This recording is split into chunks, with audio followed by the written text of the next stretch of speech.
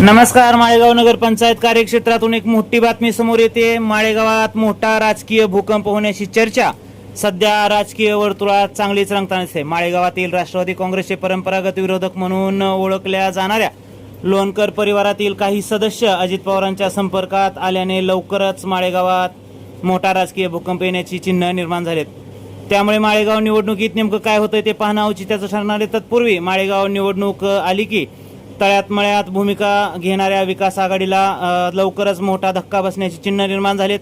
मुळातच माळेगाव सहकारी साखर कारखान्याचे माजी चेअरमन रंजन कुमार तावरे यांचे निकटवर्तीय मानल्या जाणाऱ्या या लोणकर परिवारातील या सदस्यांनी बंडाचा झेंडा हाती घेतल्याने मोठा राजकीय भूकंप येण्याची चिन्ह वर्तवली जाऊ लागली. राष्ट्रवादी काँग्रेसमध्ये प्रवेश करण्याच्या वृत्ताला दुजोरा देखील मिळालेला आहे.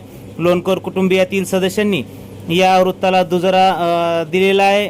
त्यामुळे 1-2 दिवसामध्ये नेमकं माळेगावच्या राजकीय सारीपाटावर काय घडतंय हे पाहणं औचित्याचं ठरणार आहे.